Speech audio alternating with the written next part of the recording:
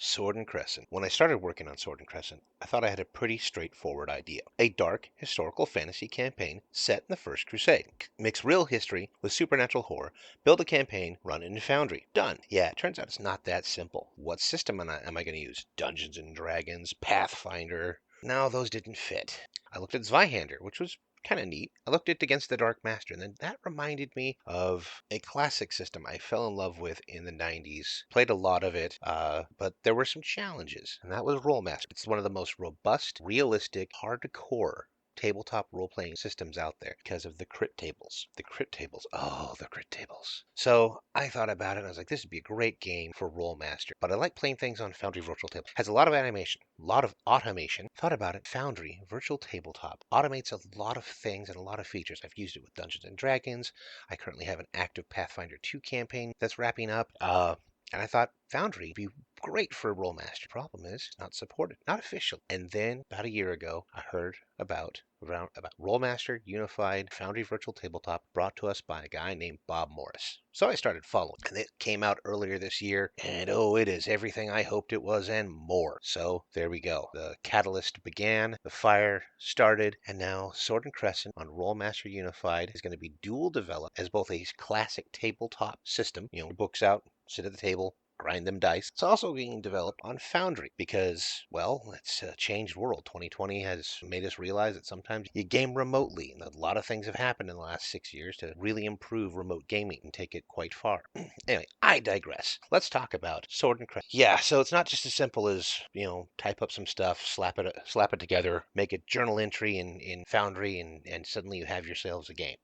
Let's talk about it. I've learned something really important. Making a fantasy world in a tabletop system can be so much easier than making a setting based on world. Because the moment you try to build something grounded in real history, the amount of material you have to sift through becomes enormous. Medieval politics, religious tension, trade routes, warfare, daily life. Suddenly, every small detail has context behind it. What did peasants eat? How far could someone realistically travel in a day? What did cities actually look like?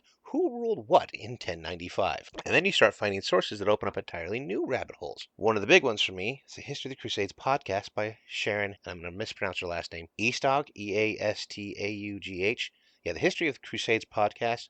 Awesome listening, and she gives references and links. So like you hear about somebody or you hear about an event, go look at the links. You can go get the book she's using, which opens up a whole other cascade of research materials. Anyway, it's a fantastic series, and every episode seems to introduce another historical figure, location, or political thread that makes you want to dig deeper, which is amazing and also slightly dangerous for projects like this, as I mentioned. Entire noble families, cities you've never heard of, political intrigue across Europe and the Levant. It creates what feels like a near endless supply of historical characters, places, and stories that can become part of the campaign. Also means the deeper you go, the bigger the project becomes. Then you start hitting design problems you didn't even think about at first. Realism, okay? I'm a couple of options. Money. Medieval Europe and the Near East, it didn't operate with a single unified currency like most fantasy settings. You've got dozens of regional coin systems, silver dinars, Byzantine nomisma, the dinar, local trade coinage.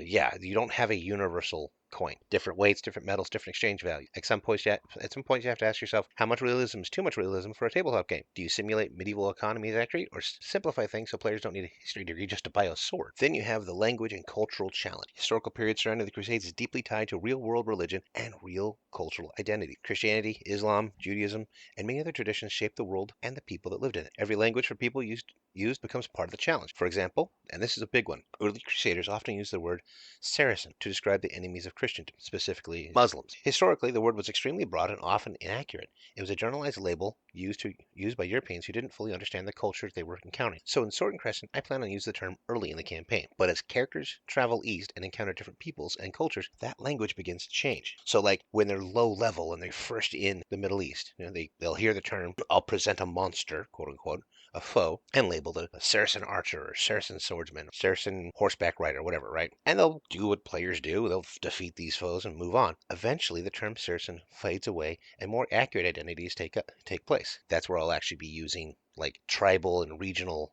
names more and more often. Players will learn about the world at the same time their characters. So that's one example of, or that's actually two examples of the difficulty of realism and some of the delicate questions. The other reality of the situation is I'm basically building this entire project by myself. I'm not a professional historian. I'm definitely not a cartographer. I'm not a theologian, linguist, mathematician, or expert in medieval economics. I'm a tabletop RPG fan who got fascinated by the history of the First Crusade. My real job puts me in a warehouse working for 40, 50 hours a week doing warehouse stuff, which means every part of this project involves learning as I go.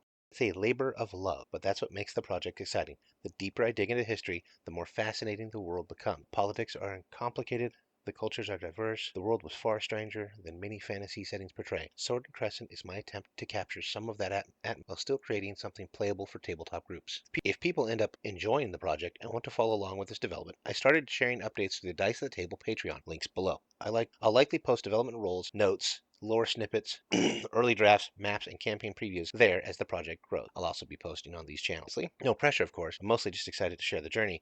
But if you want to throw a couple dollars in there, we do have 3 Patreon levels at $3, $6, and $9 a month. Any help would be appreciated, but not necessary. In the next videos, we'll be exploring the world behind Sword and Crescent, the history, the supernatural elements I'm going to add in, the stories players might experience in this setting, because the world of 1095 and beyond might be darker and stranger than we usually imagine. More to come. There's also a slight caveat to that. Due to an injury at work several months ago, I am now on workman's comp, and I'm going to be dedicating a lot of time to this project.